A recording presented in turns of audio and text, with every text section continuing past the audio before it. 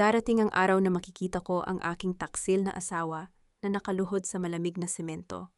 Nagmamakaawa para sa bawat sentimo na kinuha niya sa akin.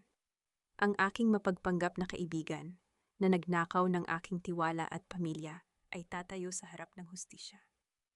Walang magawa kundi tanggapin ang hatol ng sarili niyang kasakiman. Hawak ko ang isang lihim na hindi nila kailanman naisip na umiiral. Isang lumang susi sa isang kahon na magpapabagsak sa kanilang huwad na kaharian. Ngunit bago kumarating ang rurok ng tagumpay na iyon, kailangan ko munang dumaan sa apoy ng gabing ito, kung saan ang lahat ng aking sakripisyo ay naging abo sa isang saglit. Nanatili akong nakatayo sa likod ng makapal na kurtina ng aming kwarto, habang ang malamig na simoy ng gabi ng fiesta ay humahampas sa aking mukha. Isang pamilyar na boses ang bumasag sa katahimikan ng silid. May dalang lason na binalot ng huwad na pag-aalala. Huwag kang ngang maarte, Samara. Maliit na bagay lang naman ang hinihingi ko sa'yo. Pirmahan mo na itong transfer paper para sa mga sasakyan ng kumpanya. Wala ka namang ginagawa dito sa bahay, kundi ubusin ang pera ko, kaya maging kapakipakinabang ka naman kahit ngayon lang. Iyon ang boses ng aking asawang si Mateo. Humarap ako sa kanya, tinitigan ang kanyang gwapong mukha, na ngayon ay puno ng inis at kawalan ng pasensya. Hawak niya ang isang mamahaling pluma at ang mga papel na tila bahatol sa aking kamatayan bilang isang asawa. I am doing this for our family, Samara, patuloy niya, habang inaayos ang kanyang mamahaling polo. You don't understand business. Sinasabi ko sa'yo, ito lang ang tanging paraan para maisalba natin ang Rosales Cargo mula sa pagkabangkarote.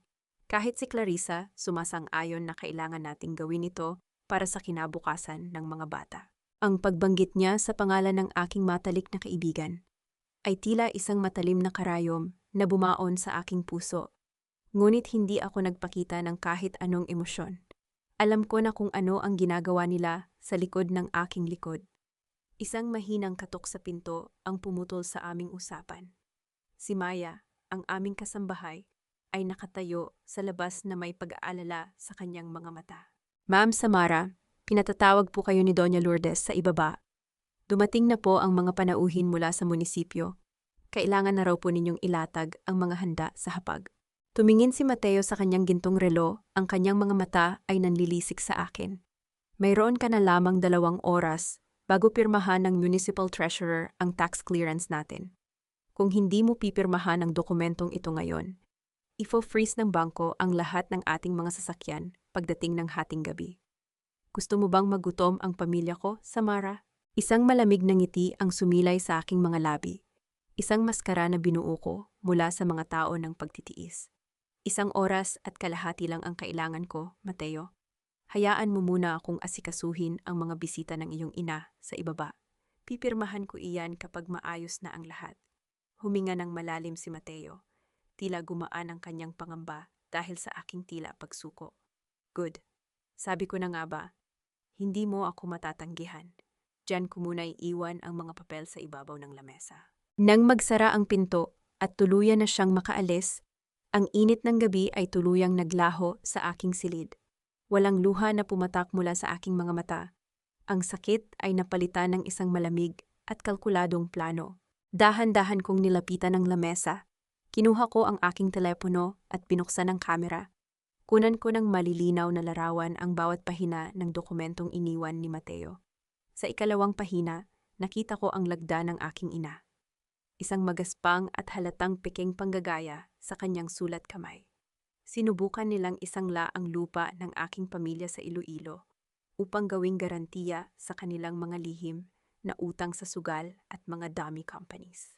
Mabilis kong pinindot ang numero ni Nerissa. Sumagot siya sa unang ring pa lamang. Nerissa, nakuha ko na ang mga larawan ng transfer documents. I-run mo ang audit sa offshore accounts ng Rosales Cargo ngayon din. At ihanda mo ang aking ticket patungong Manila para sa unang flight bukas ng umaga. Nakaredy na ang lahat, Samara. Sigurado ka ba sa gagawin mo? Tanong ng pamilyar na boses sa kabilang linya. Oo, oras na para bawiin ang lahat ng saking pinaghirapan, sagot ko nang may buong determinasyon. Hindi ko pinirmahan ang dokumento. Sa halip, binuksan ko ang aking mobile banking app. Sa pamamagitan ng ilang mabilis na pindot, Inilipat ko ang lahat ng aking natitirang pera mula sa aming joint account patungo sa aking personal at lihim na account na hindi alam ni Mateo. Isinara ko rin ang access niya sa aking mga credit cards na ginagamit niya para sa kanyang mga marangyang gabi kasama si Clarissa. Inilagay ko ang mga dokumento sa ilalim ng isang makapal na folder sa ibabaw ng lamesa upang magmukhang handa na itong pirmahan, ngunit nananatiling blanko. Alam ko na sa sandaling subukan niyang gamitin ang aming joint account para sa tax clearance pagdating ng hating gabi, isang automatikong fraud alert ang lalabas sa sistem ng bangko, isang digital na bomba na magsisimulang sumira sa kanyang huwad na imperyo habang ako ay nasa himpapawid na patungong Manila. Inayos ko ang aking buhok sa harap ng salamin, pinatapas ang aking anyo at dahan-dahan lumakad pababa ng hagdan patungo sa masiglang tugtugan ng fiesta, handang harapin ang mga taong nagbabalat kayong tupa sa aking paligid. Mabuti naman at naisipan mong bumaba sa Mara, wika ni Doña Lourdes habang nakaupo sa kumpol ng mga lokal na opisyal. Ang kanyang boses ay puno ng mapanghusgang tono na kayang duminig ng sinumang malapit sa amin.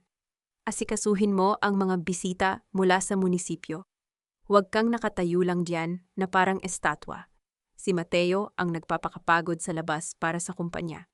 Kaya dapat lang na gawin mo ang tungkulin mo bilang asawa. Ngumiti ako ng bahagya, isang malamig na ngiting walang kahulugan, bago dumaan sa kusina upang ihatid ang mga karagdagang pagkain para sa mga panauhin. Nang matiyak kong abala ang lahat sa ingay ng musika at tawanan, dahan-dahan akong lumabas sa likod ng aming malaking bahay. Tinahak ang madilim na landas patungo sa likod ng entablado ng barangay kung saan nagaganap ang programa ng fiesta. Ang ingay ng banda ay unti-unting humina habang papalapit ako sa masukal na bahagi ng bakod.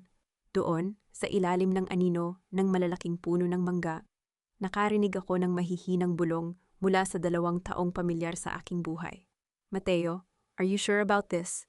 Pagkatapos pirmahan ni Samara yung transfer papers. Aalis na ba talaga tayo? I can't stand pretending to be her friend anymore. Nakakapagod na siyang pakisamahan. Wika ng isang boses babae na kilalang kilala ko, si Clarissa. Narinig ko ang mahinang tawa ng aking asawa. Don't worry, sweetie. Sabi ko naman sa'yo, she's too stupid and traditional to suspect anything. Sanay siyang magtiis para sa pamilya. Once she signs, she will inherit all the bad loans and liability of Rosales Cargo. We will leave for Canada with the fresh funds, and she will be left here facing the bank lawyers. Trust me, counting tiis na lang. Sumunod ang katahimikan na binalot ng maruming yakap sa dilim. Walang luha na pumatak sa aking mga mata, kundi isang matigas na yelo ang bumalot sa aking buong pagkatao. Ang aking asawa at ang aking matalik na kaibigan ay nagbabalak na iwan ako sa gitna ng kapahamakan habang ninanakaw ang aking buhay at ang aking hinaharap. Hindi ako nag-aksaya ng panahon sa panonood ng kanilang kasuklam-suklam na tagpo. Tumalikod ako at mabilis na naglakad patungo sa maliit na bahay ng aking ina, na ilang kanto lamang ang layo mula sa plaza ng barangay. Habang papalapit ako sa bintana ng kusina, bumasag sa gabi ang galit na boses ng aking sariling kapatid na si Marco. Nay, pirmahan mo na ito. Hindi mo ba nakikita na hirap na si Kuya Mateo sa kumpanya? Isang pirma mo lang sa titulo ng lupa. Giginhawa na tayong lahat. Huwag ka nang matigas ang ulo. Sumabat din ang boses ng aking tia Elena, na tila nagbubuhos ng langis sa apoy. Oo nga, Maria. Si Samara nga, walang kibo kahit ibinibigay niya ang lahat ng pera niya kay Mateo. Bakit ikaw na ina ay napakadamot sa sarili mong manugang? Utang na loob natin sa kanya ang sari-sari store na nagpapakain sa inyo ngayon. Narinig ko ang mahina at nanginginig na ubo ng aking ina. Ngunit ito na lamang ang naiwan ng inyong ama. Paano kung magkaproblema at mawala ito? Walang mawawala. Napakaduwag mo naman, Nay. Si Kuya Mateo ang bahala sa lahat ng transaksyon. Sigaw ni Marco, sabay bagsak ng pluma sa ibabaw ng kahoy na lamesa. Ang galit na sumiklab sa aking dibdib ay hindi para sa aking sarili, kundi para sa aking ina. Ang aking sariling dugo at laman ay handang ibenta, ang huling ari-arian ng aming pamilya, para lamang sa pansariling pakinabang at upang makuha ang pabor ng isang mangloloko. Mabilis akong bumalik sa aming bahay bago matapos ang gabi ng fiesta. Pumasok ako sa silid ni Mateo, kinuha ang ekstrang susi na nakatago sa loob ng kanyang lumang sapatos sa closet, at binuksan ang kanyang lihim na drawer. Doon, sa ilalim ng mga pekeng kontrata, natagpuan ko ang isa pang dokumento, isang notaryadong kasunduan na may pekeng thumbprint ng aking ina at nakapangalan kay Marco bilang tatanggap ng malaking komisyon kapag naisangla ang lupa. Nanginginig ang aking mga daliri, hindi sa takot, kundi sa matinding pagkamuhi sa kanilang kasamaan. Mabilis ko itong kinuhanan ng larawan at ibinalik ang lahat ng papel sa dati nitong ayos. Upang walang mapansin si Mateo, biglang nanginig ang telepono sa aking palad. Isang mensahe mula sa aking ina ang lumitaw sa screen. Samara, pinipilit ako ni Marco na ibigay ang titulo ng lupa. Nasaan ka ba? Natatakot ako. Bago ko pa masagot ang aking ina, narinig ko ang tunog ng sasakyan na pumarada sa tapat ng aming bahay. Kasunod nito ang malalakas na hakbang sa hagdanan at ang tawanan ni Mateo at Clarissa na papalapit sa pintuan ng aming kwarto. Dinala ni Mateo ang kanyang kabit sa aming sariling tahanan habang nagpapatuloy pa ang fiesta sa labas ng barangay. Dahan-dahan kong ibinalik ang aking telepono sa aking bulsa nang bumukas ang pinto ng aming silid. Pumasok si Mateo, kasunod si Clarissa na may hawak na plato ng pagkain mula sa hapag sa ibaba. Ang mukha ng aking kaibigan ay puno ng pekeng pag-aalala, ang uri ng pag-aalala na ginagamit niya upang itago ang kanyang maitim na sikreto. Samara, napansin kong bigla kang nawala sa ibaba, wika ni Clarissa, habang inilalapag ang plato sa ibabaw ng lamesa. I brought you some food. Sinabi ko na rin kay Tita Lourdes na ako na ang bahala sa mga bisita para makapagpahinga ka rito. Tinitigan ko si Clarissa. Ang kanyang matamis na ngiti ay hindi na gumagana sa akin. Sa aking isipan, nakikita ko pa rin ang larawan niya sa ilalim ng anino ng puno ng mangga. Kayakap ang aking asawa habang pinag-uusapan ang aking pagbagsak. Salamat, Clarissa. Napakabait mo talagang kaibigan. Sagot ko ng may malumanay at kalmadong boses. Mabuti na lang at nandoon ka para tulungan si Mateo sa mga ganitong abalang okasyon. Hindi ko alam kung ano ang gagawin namin kung wala ka. Tumingin si Mateo sa akin. Bakas ang ginhawa sa kanyang mga mata dahil sa aking kalmado at tila walang alam na reaksyon. Si Samara? Sinasabi ko sa'yo, malaki ang tulong ni Clarissa sa kumpanya. By the way, tungkol sa mga transfer papers sa lamesa. Naripaso mo na ba? Kailangan nating maisumite yon bukas na bukas din. Ipiprint ko lang ang huling bahagi bukas ng umaga, Mateo, sagot ko, habang dahan-dahan kong inaayos ang aking mga gamit sa cabinet. Gusto ko lang munang matulog ngayon dahil masakit ang aking ulo. Pipirmahan ko iyan bago tayo mag-almusal. Sige. Magpahinga ka muna, ani Mateo. Natila nasiyahan sa aking sagot. Lumabas si Clarissa pagkatapos akong bigyan ng isa pang pekeng ngiti. At sumunod si Mateo sa kanya upang bumalik sa fiesta sa ibaba ng aming bahay. Nang matiyak kong wala na sila sa pasilyo, mabilis kong kinuha ang aking maliit na bag. Hindi ko na kailangan ng maraming damit. Ang kailangan ko ay ang aking mga dokumento, ang aking laptop, at ang aking kalayaan. Mabilis akong lumabas ng bahay gamit ang pinto sa likod ng kusina at tinahak ang daan patungo sa bahay ng aking ina. Pagpasok ko sa pinto, natagpuan ko si Marco na hawak pa rin ang braso ng aming ina, habang si Tia Elena ay patuloy sa kanyang panguusig upang makuha ang pirma nito. Marco, ang aking boses ay hindi malakas, ngunit puno ng matigas na awtoridad na nagpatahimik sa buong silid. Nabitawan ni Marco ang braso ng aming ina at napatingin sa akin nang may gulat. Ate, bakit ka nandito? Hindi ba dapat nasa fiesta ka? Nauutal niyang tanong. Ibigay mo sa aking mga kamay ang dokumentong iyan, wika ko habang naglalakad patungo sa kanila. Samara, huwag kang makialam dito, sumabat si Tia Elena, lumapit sa akin ng may nakataas na kilay. Para ito sa ikabubuti ng pamilya. Utang na loob mo kay Mateo ang lahat, kaya dapat lang natulungan natin siya ngayon. Tinitigan ko si Tia Elena, ang aking mga mata ay walang kahit anong init. Tia Elena, ang utang na loob ay hindi binabayaran sa pamamagitan ng pagnanakaw ng lupa ng aking ina. At ikaw, Marco? Hinarap ko ang aking kapatid.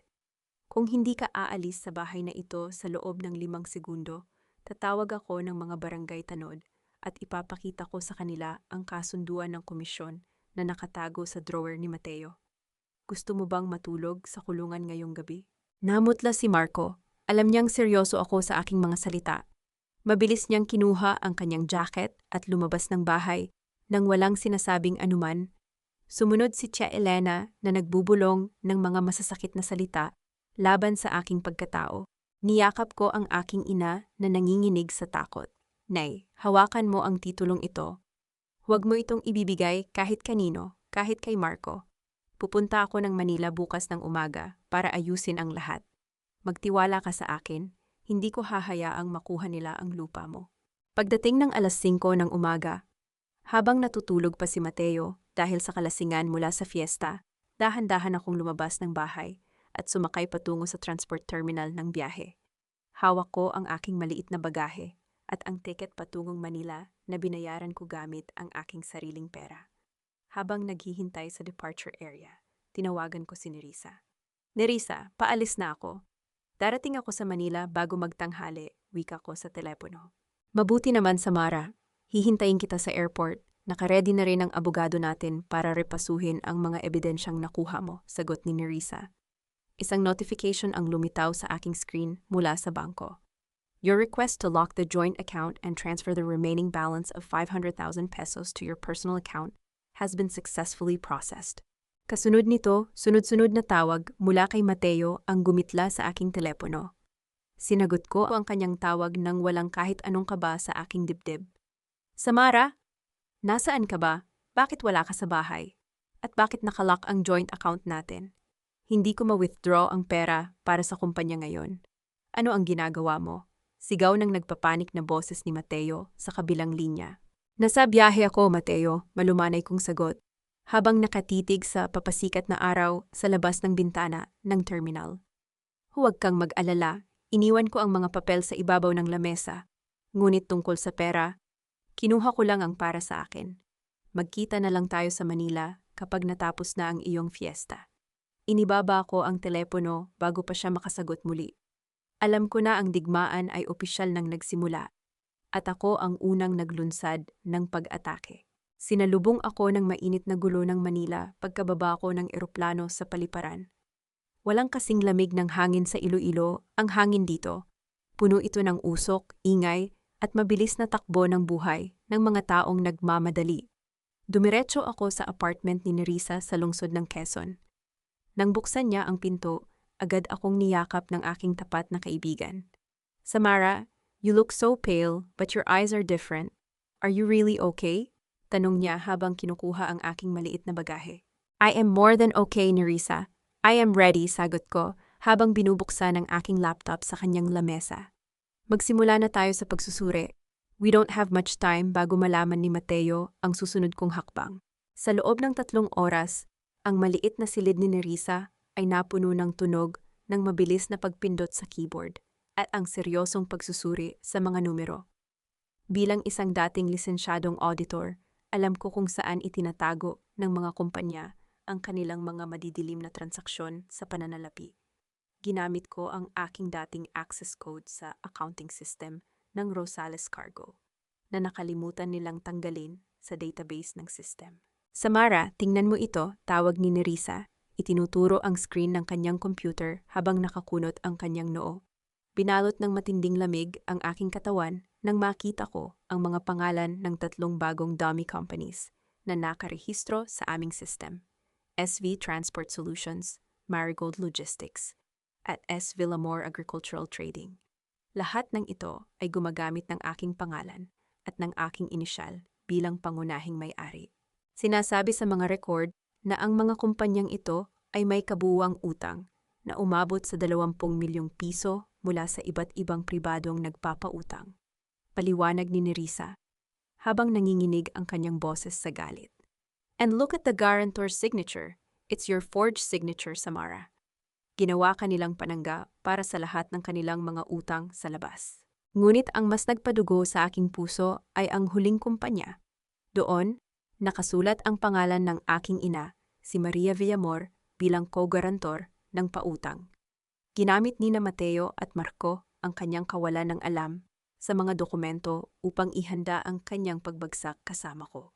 Upang mas mapalalim ang aming investigasyon, nagtungo kami sa isang pribadong tanggapan sa Makati Business District, kung saan may access si Nerissa sa mga banking database ng mga malalaking kumpanya.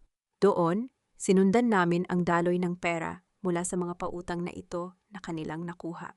Ang pondo ay hindi napunta sa pagbili ng mga bagong truck para sa Rosales Cargo. Lahat ng ito ay inilipat sa isang pribadong bank account sa ilalim ng inisyal na CS. Noong nakaraang linggo lamang, isang araw bago magsimula ang fiesta ng barangay sa Iloilo. CS stands for Clarissa Santos, Bolongko, habang nakatitig sa mga transaction sa screen.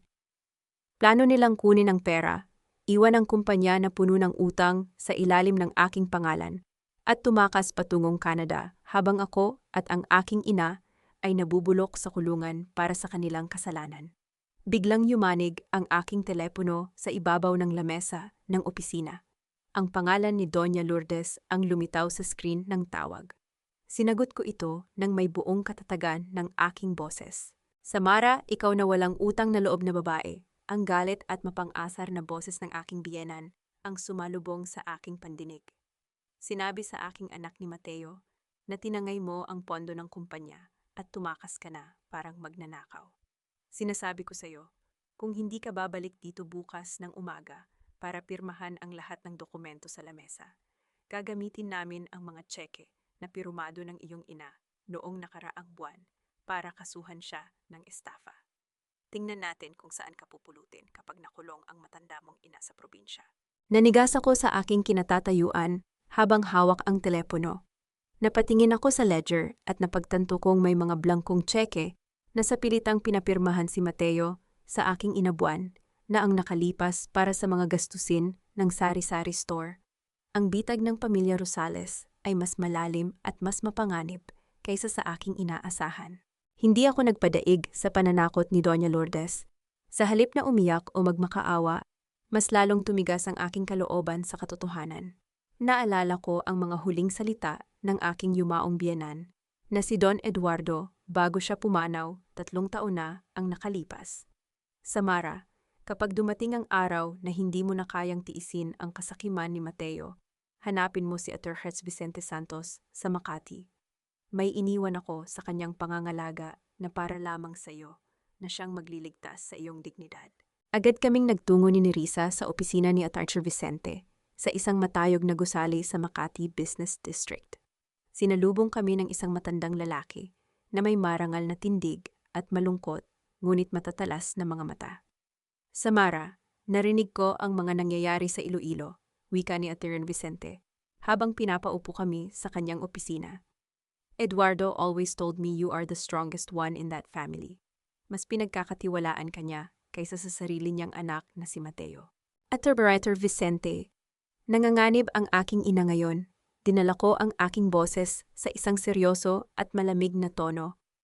Kailangan ko nang malaman kung ano ang iniwan sa aking pangangalaga ni Don Eduardo. Kailangan ko ang susi para sa kaban.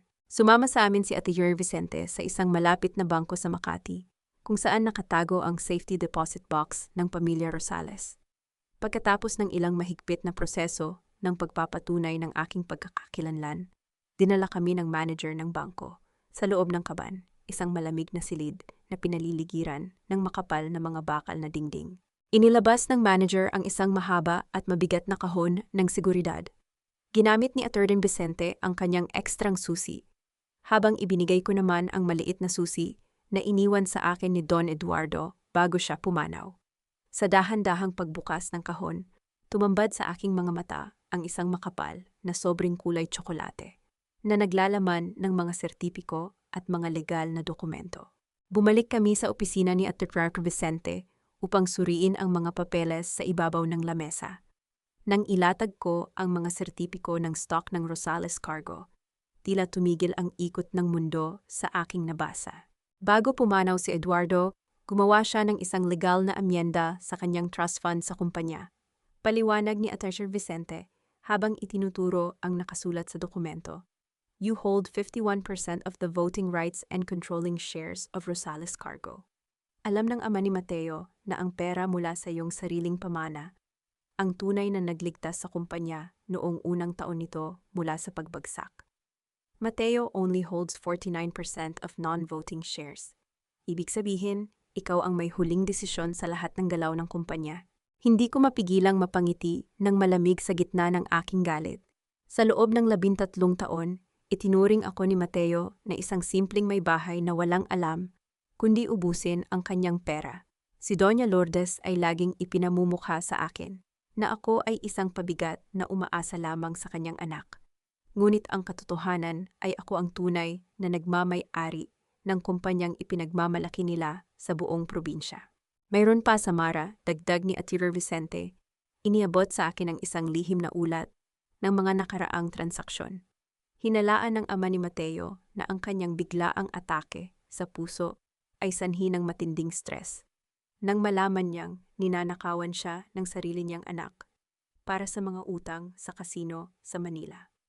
Nais niyang bigyan ka ng kapangyarihan upang pigilan si Mateo bago niya tuluyang masira ang pangalan ng pamilya. Habang pinag-aaralan namin ang aming susunod na legal na hakbang upang ipawalang bisa ang mga peking tseke ng aking ina, biglang nanginig ang aking telepono sa ibabaw ng lamesa ng opisina. Isang mensahe mula sa isang hindi kilalang numero ang lumitaw sa screen. Samara, kailangan nating mag-usap. Hindi alam ni Mateo na alam ko ang plano niya. May gagawin siyang mapanganib ngayong gabi sa bangko sa Iloilo gamit ang pangalan ng ina mo. Magkita tayo sa isang hotel sa Taguig ngayon din. O mawawala sa iyo ang lahat ng pinaghirapan mo. Ito si Clarissa. Tinitigan ko ang screen ng telepono. Ang aking karibal ay humihingi ng tulong sa akin.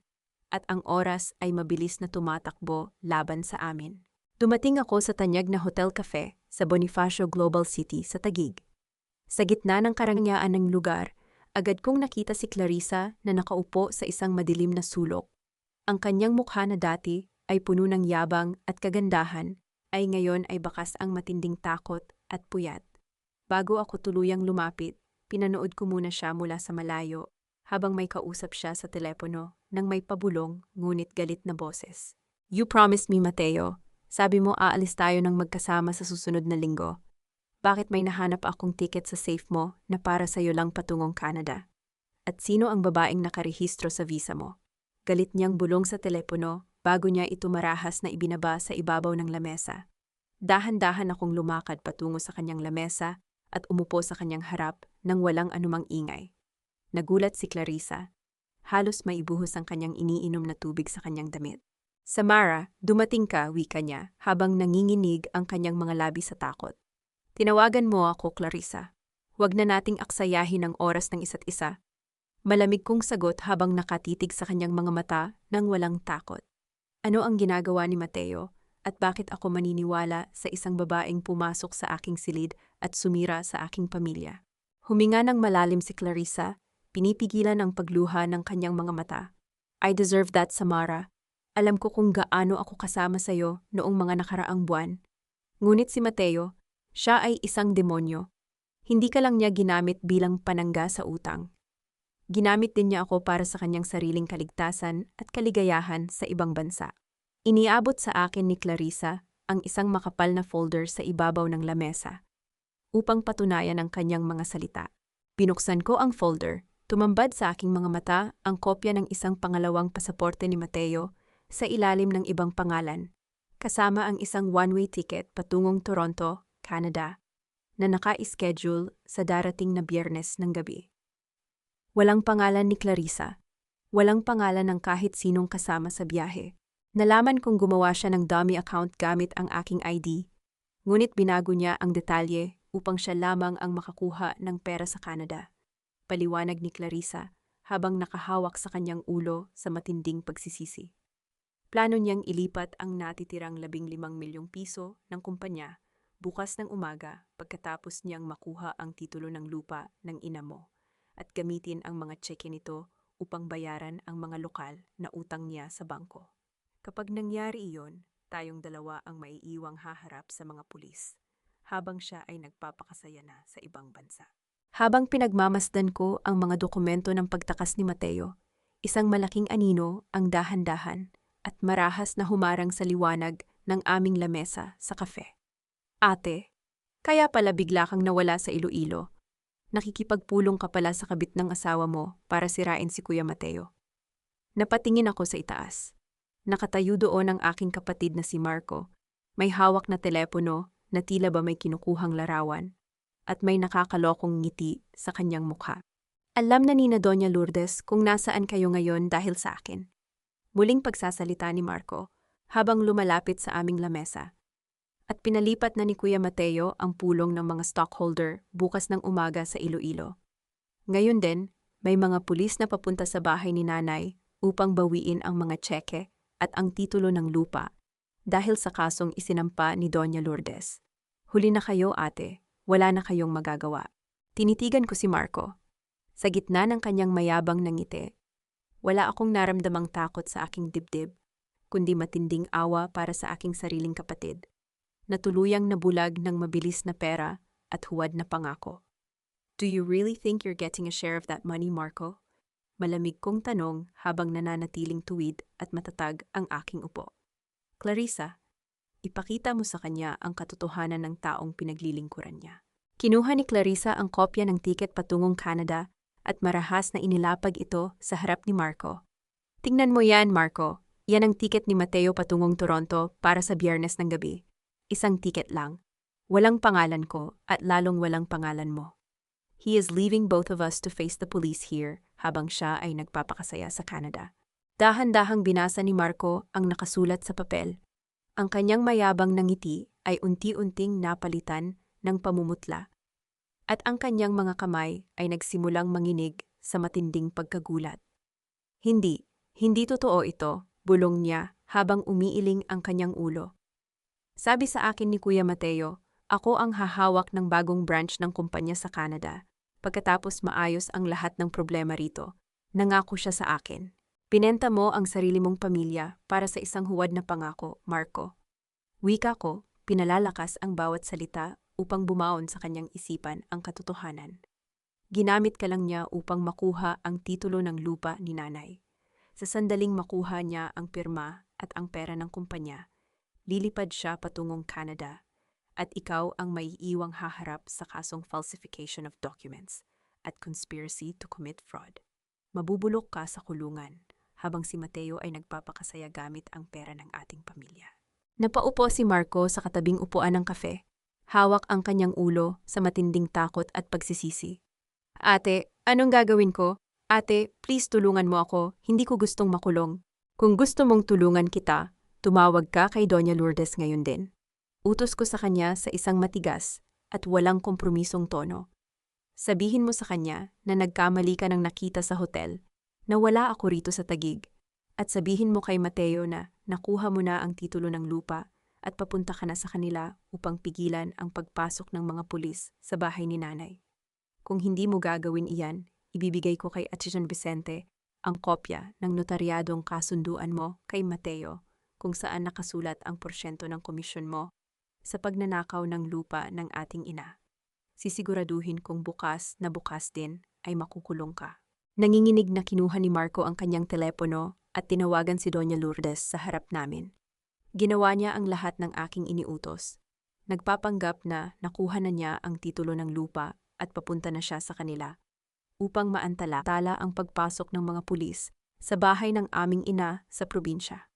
Maya-maya ay dumating si Attorney Vicente sa aming lamesa, dala ang mga legal na dokumento ng aking 51% ng shares ng Rosales Cargo. Samara, nakuha ko na ang emergency court injunction, wika ni Attorney Vicente, habang inilalapag ang mga dokumento. Gamit ang hawak mong shares, maaari nating suspendihin ang pulong ng mga stockholder bukas. O kaya ay ituloy ito, ngunit tatanggalan natin si Mateo ng lahat ng kanyang kapangyarihan sa pamamahala ng kumpanya. Kailangan nating mahabol ang midnight flight pabalik ng Iloilo upang harapin sila. Tumingin si Clarissa sa akin, may determinasyon at galit sa kanyang mga mata. Sasama ako sa inyo pabalik ng Iloilo, Samara. Magpapakita ako sa pulong at ibibigay ko ang lahat ng bank transaction logs ng mga dummy companies. Gusto kong makita kung paano babagsak ang lalaking nanggamit sa ating dalawa. Wala nang takasan, bulong ko habang kinukuha ang aking mga gamit. Oras na para tapusin ang laban na ito sa aming sariling kumpanya. Habang papalabas kami ng kafe patungo sa paliparan, biglang tumunog ang telepono ni Nerissa na naiwan sa apartment upang bantayan ang aming digital audit. Ang kanyang boses ay puno ng kaba nang sagutin ko ang tawag. Samara, nakita ko sa system na sinimulan na ni Mateo ang huling transaksyon upang i-wire ang natitirang 15 milyong piso patungong Canada. Nakaschedule ang pag-aproba ng bank transfer bukas ng 9:00 ng umaga, kasabay ng pagsisimula ng pulong ng mga stockholder sa Iloilo. Kung hindi ninyo siya mapipigilan bago sumapit ang oras na iyon, tuluyan nang makakalabas ang pera ng kumpanya. Napatigil ako sa aking paglalakad. Ang orasan ay mabilis na tumatakbo at mayroon na lamang kaming ilang oras upang pigilan ang ganap na pagnanakaw sa aming kumpanya. Dumating ako sa mansyon ng mga Rosales sa Iloilo nang mag-aalas 6 ng umaga, habang ang unang liwanag ng araw ay dahan-dahang sumisira sa kadiliman ng gabi. Pagpasok ko sa sala, sinalubong ako ng malamig na tingin ni Doña Lourdes na nakaupo sa kanyang silya, habang ang mga kasambahay ay abala sa pag-aayos ng boardroom para sa gaganaping pulong ng mga stockholder. So sa wakas ay bumalik ka rin pagkatapos mong magnakaw ng pondo ng kumpanya. Sa lubong ni Doña Lourdes, ang kanyang boses ay puno ng puot, galit, at walang katulad na paghamak sa aking pagkatao. Naisip mo ba ang kaligtasan ng matanda mong ina bago mo ginawa ang kalokohang iyon sa Manila? Inilapag ko ang aking bag sa ibabaw ng lamesa nang walang anumang emosyon o takot sa aking mukha.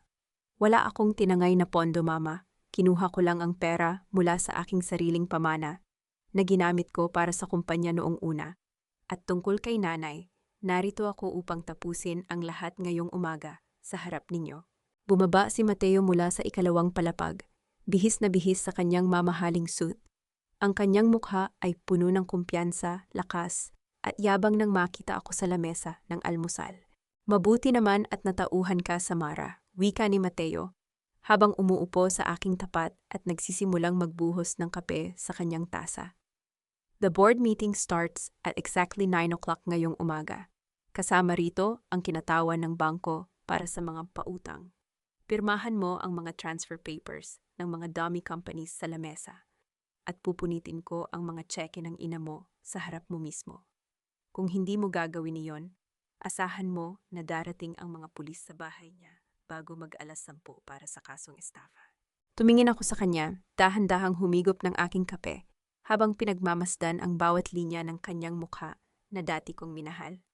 Isang napakahusay na plano, Mateo. Talagang pinag-isipan mo ang bawat detalye para sa iyong sariling kaligtasan at kaligayahan sa ibang bansa.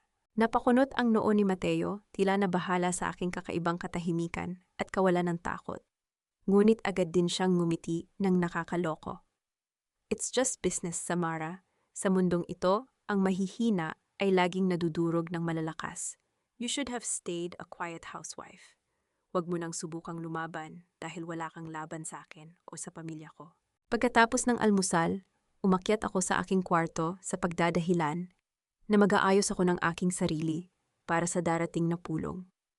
Pagkapasok ko sa silid, mabilis kong nilock ang pinto at tinawagan si Nerissa sa Manila upang kumpirmahin ang aming huling hakbang. Samara, ang bank transfer ni Mateo ay nananatiling pending sa sistem ng bangko. Ulat ni Nerissa sa kabilang linya. Saktong 9:00 ng umaga, automatikong ipapadala ng sistem ang 15 milyong piso patungong Canada. If the bank manager does not receive the freeze order before that, we will lose everything of the company. Agad ko namang tinawagan si Attorney Vicente na nooy nasa labas na ng pangunahing bangko sa Iloilo, kasama ang sheriff ng korte upang ihanda ang pagsisilbi ng kautusan. Attorney Vicente, kumusta ang sitwasyon sa bangko ngayon? Tanong ko habang pinakikinggan ang aking sariling tibok ng puso. Nakahanda na ang lahat, Samara. Isusumite namin ang emergency freeze order sa bank manager sa saktong 8:45 ng umaga. 15 minuto bago mag-execute ang wire transfer ni Mateo. Pagkatapos niyan, didiretso ako sa boardroom ninyo kasama ang opisyal na suspension order para sa pulong ng mga stockholder. Tugon ng tapat na abogado ng aking yumaong biyenan. Inayos ko ang aking sarili, Isinuot ang aking pinakamagandang pormal na kasuotan. At dahan-dahan kong binuksan ang pinto ng aking silid upang bumaba. Sa dulo ng pasilyo, nakita ko si Clarissa na lihim na pumasok sa bahay gamit ang pinto sa likod ng kusina, handa na para sa aming pinagkasunduang plano. Ngunit bago pa ako makahakbang pababa ng hagdanan ng mansyon, narinig ko ang galit na sigaw ni Mateo mula sa sala sa ibaba. Anong ibig mong sabihin na hindi mo mahanap si Marco ngayon? At bakit may mga hindi kilalang sasakyan na nakaparada sa labas ng gate natin ngayon? Anong nangyayari rito? Napatigil ako sa aking kinatatayuan. Ang laro ay nagsisimula ng gumulo bago pa man sumapit ang 9:00, at ang oras ay mabilis na nauubos para sa aming lahat.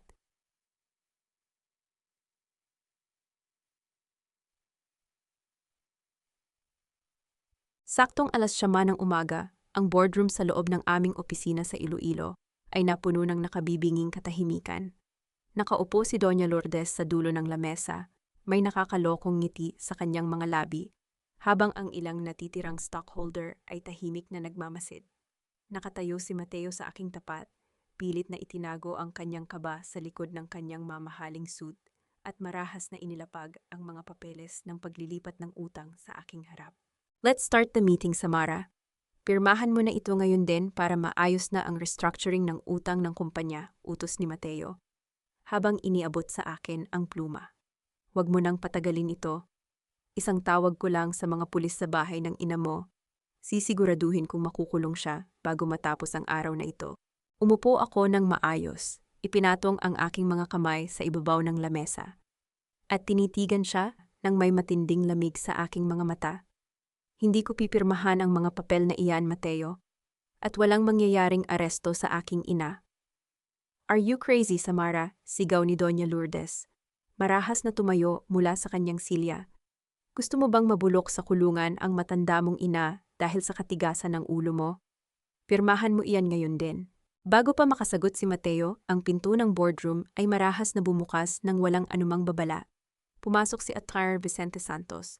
Kasunod ang sheriff ng korte, 2 opisyal ng pulisya, at si Clarissa na may hawak na makapal ng dokumento. Napatayo si Mateo. Nanlalaki ang mga mata sa gulat habang nakatitig sa kanyang kabit.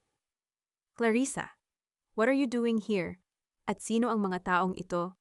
This is a private stockholder meeting. There will be no signing of liabilities, Mateo, deklara ni Ati Vicente, sa isang matatag na boses habang iniabot ang opisyal na dokumento kay Mateo. At sa ngayon, walang pag-aresto na isasagawa laban kay Maria Villamor dahil lumilitaw sa isinagawang investigasyon na ang mga tsekeng ginamit laban sa kanya ay posibleng bahagi ng isang mas malawak na panloloko. Nagpatupad na rin ang bangko ng pansamantalang pagyeyelo sa mga account na iniimbestigahan, kabilang ang ilang kumpanyang iniuugnay sa iyo at sa ilang personal na account. Samantala, ang wire transfer na nagkakahalaga ng 15 milyong piso patungong Canada ay pansamantalang nahinto habang hinihintay ang resulta ng mga kaukulang legal na proseso. Napaupo si Mateo sa kanyang silya, mabilis na kinuha ang kanyang telepono. Nang makita niya ang pulang notification ng pagka-freeze ng kanyang account, tuluyan nang nawala ng kulay ang kanyang mukha. Hindi ito maaari. Paano ninyo nagawa ito? Dahan-dahan akong tumayo mula sa aking upuan. Kinuha ang makapal na sobrang kulay tsokolate na naglalaman ng tunay na pamana ni Don Eduardo. At marahas ngunit tahimik na inilapag ang mga sertipiko ng shares sa gitna ng lamesa. Dahil hindi mo pagmamay-ari ang kumpanyang ito, Mateo. Wika ko sa isang mababa at deadly na boses na yumanig sa buong boardroom. Bago pumanaw ang iyong ama na si Don Eduardo, legal niyang inilipat sa aking pangalan ang 51% ng voting shares at executive control ng Rosales Cargo bilang kabayaran sa aking pamana na nagligtas sa kumpanyang ito noong una. Ibig sabihin, ikaw ay opisyal ng tinanggal bilang Chief Executive Officer at Director ng kumpanyang ito, epektibo ngayong umaga. This is a lie. Sinungaling ka, sigaw ni Mateo, habang nanginginig ang kanyang buong katawan sa galit at takot. Inimpluwensyahan mo ang ama ko, magnanakaw ka. Clarissa, sabihin mo sa kanila na nagsisinungaling siya. Sabihin mo sa kanila na peke ang mga dokumentong yan. Humarap si Clarissa sa kanya, walang kahit anong awa sa kanyang mga mata. I won't lie for you anymore, Mateo. Nalaman ko ang tungkol sa solong ticket mo patungong Canada at ang paggamit mo sa aking pangalan upang gisingin ako sa katotohanan.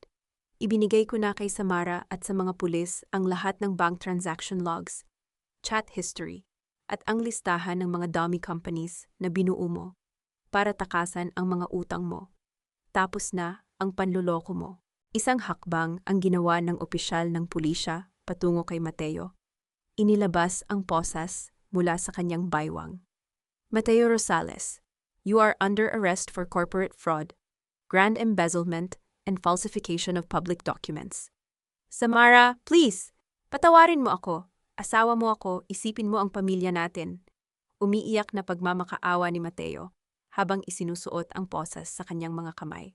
Ngunit hindi ko man lamang siya tinapunan ng tingin.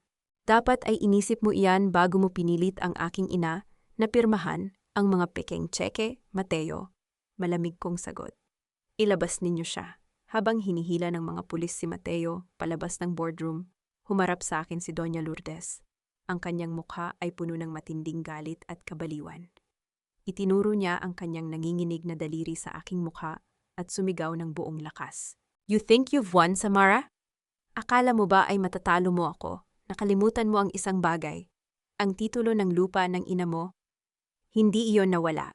Ibinigay na sa akin ni Marco ang titulo kahapon bago siya tumakas at pinirmahan ko na ang pagbebenta nito sa isang developer. Bukas ng umaga, gigibain ng mga bulldozer ang bahay ng ina mo at wala kang magagawa upang pigilan iyon. Sisirain ko kayo.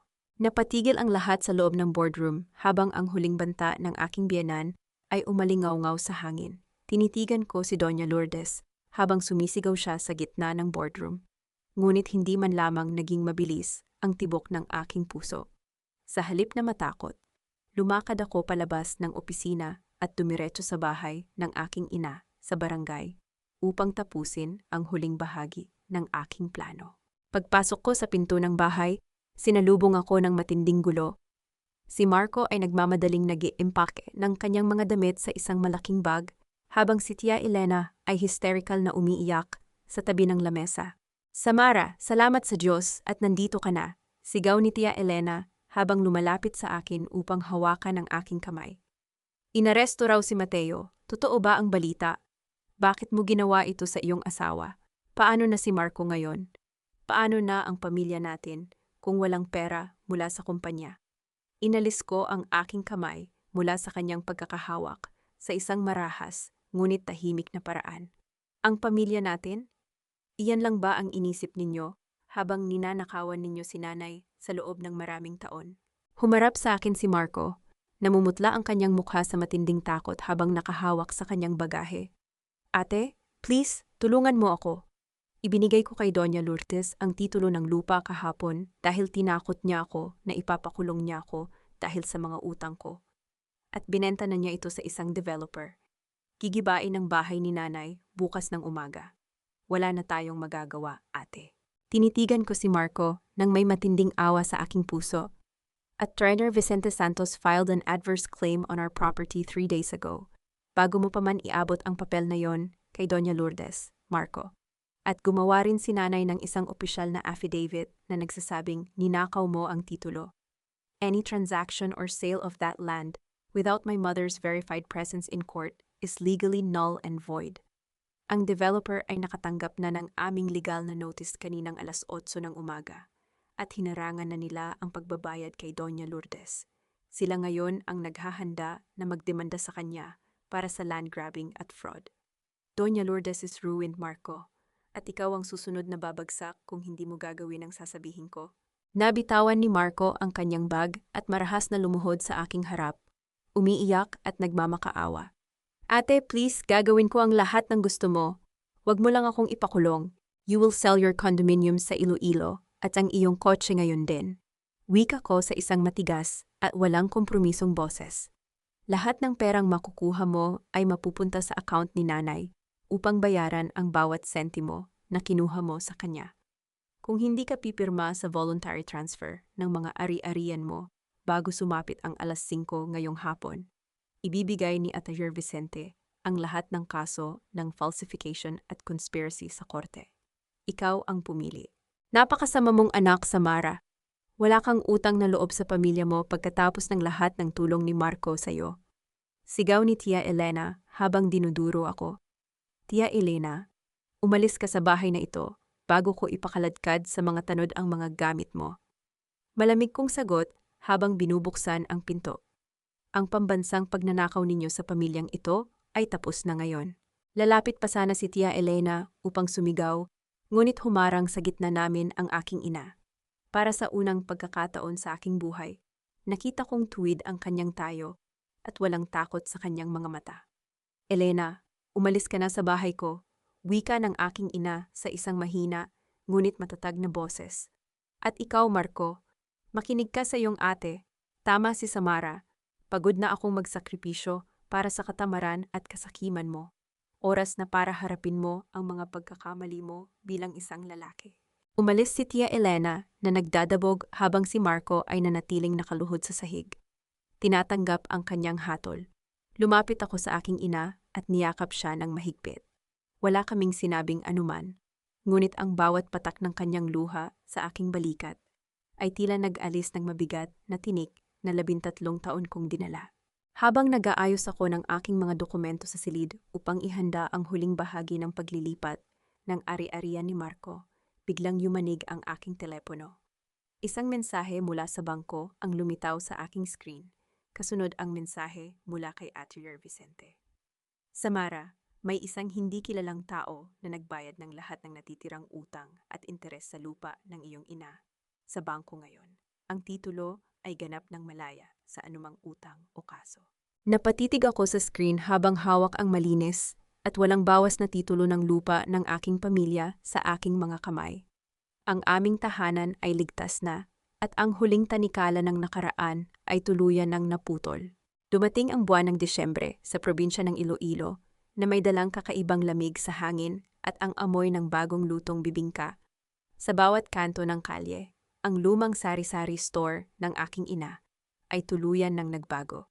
Ito ngayon ay isa ng malaki at masiglang kooperatiba ng pagkain na tinawag naming Samahang Laya. Sa loob ng kooperatiba, makikita ang mga ngiti at maririnig ang mga tawanan ng mga kababaihan.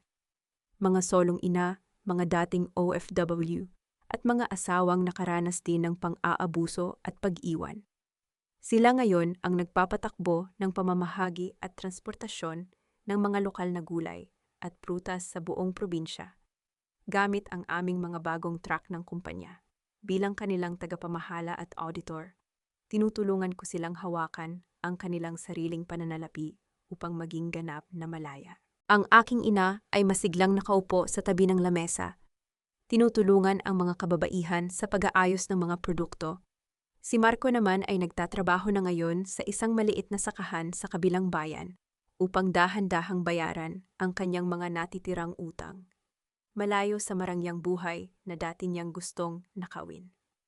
Nagtakda ako ng mahigpit na hangganan sa kanya.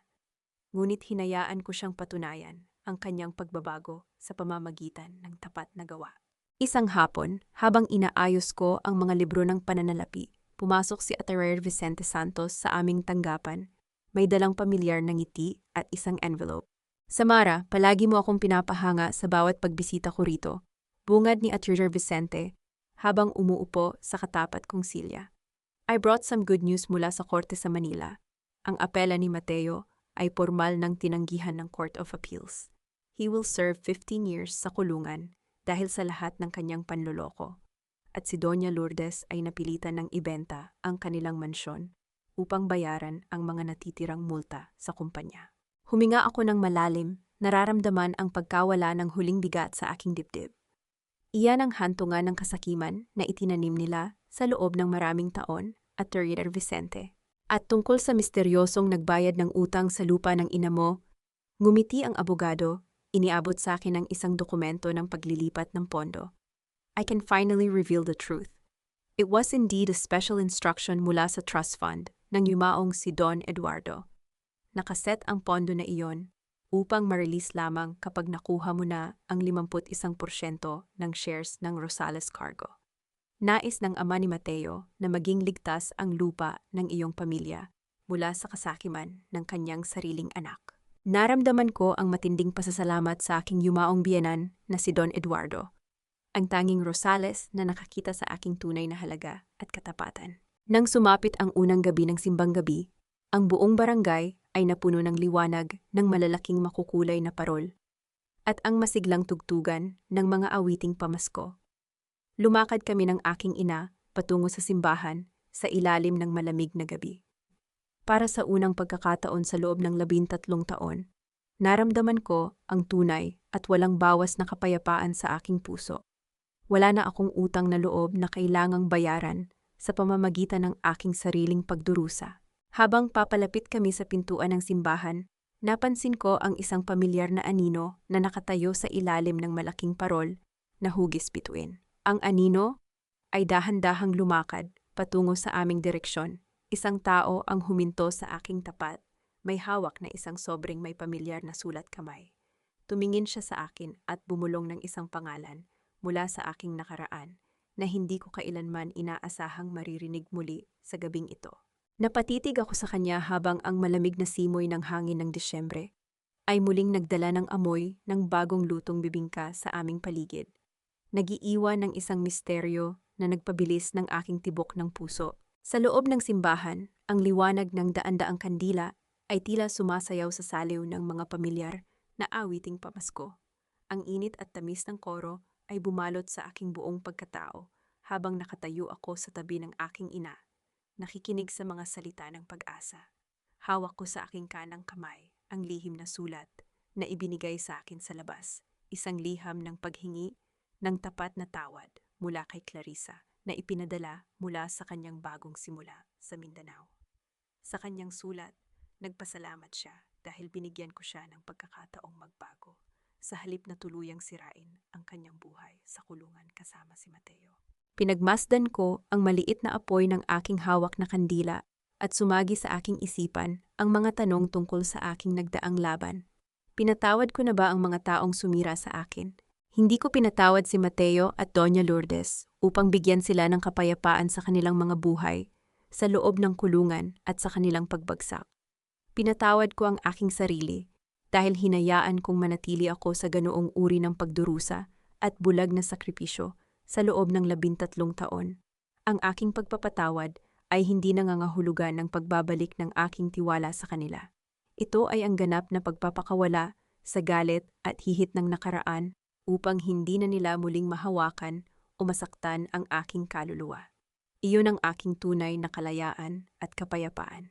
Pagkatapos ng misa ng simbang gabi, lumabas kami ng aking ina sa malawak na bakuran ng simbahan kung saan sinalubong kami ng malamig na hangin ng madaling araw.